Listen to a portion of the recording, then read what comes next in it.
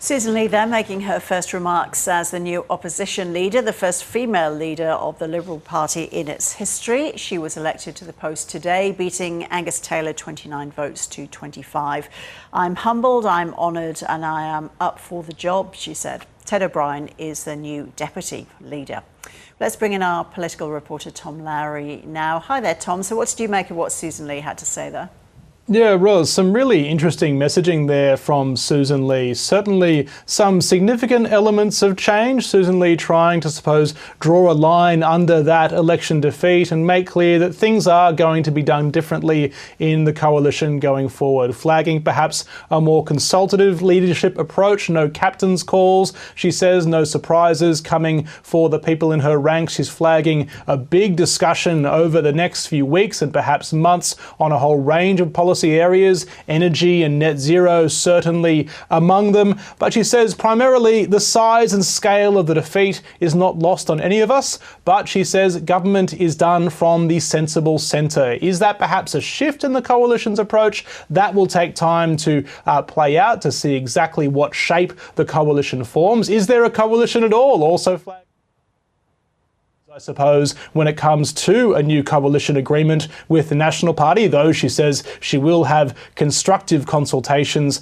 constructive conversations, I should say, with the Nationals leader, David Littleproud, going forward. So still, I suppose, flagging a big conversation going forward within coalition ranks about where they head to next. One interesting thing to really pick up on is that question of energy and nuclear power going forward. That was the first question thrown at Sussan Ley. What is the coalition's direction on nuclear power?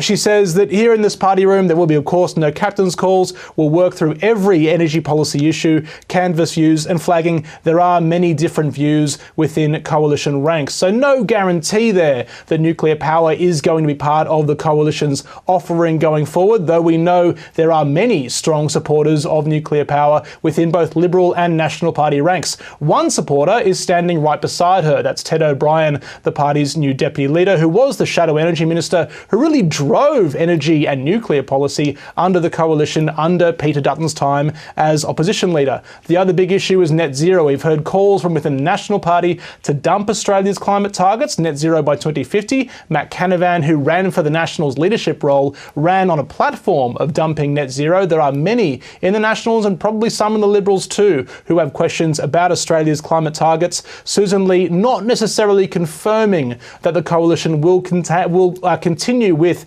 that net zero approach.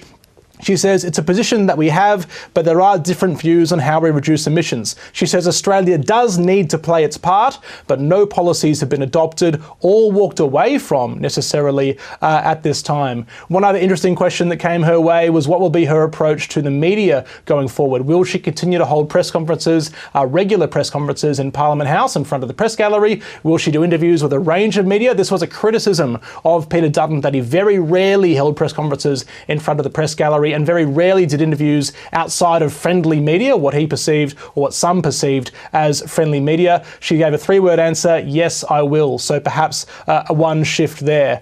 She says that the Liberal coalition has a big process ahead of it of understanding how and why it lost this election. She described the Labor vote as soft. That is a hope within the coalition that that support for Anthony Albanese isn't necessarily rock solid. I've had it described to me as people holding their nose and voting for the Labor Party. She says we need to understand how and why we lost. We need to go through seat by seat, talk to candidates that lost their seats in particular as to where the coalition goes from here. So flagging plenty of work ahead. The first task is perhaps building her shadow ministry. Ted O'Brien was asked if he will be the shadow treasurer, perhaps shifting Angus Taylor out of that role. He wouldn't sign up for that necessarily. He said that's still to be worked out, but certainly didn't rule out that as an option too. She, of course, thanked Angus Taylor, her leadership rival, and said he will be part of her team going forward.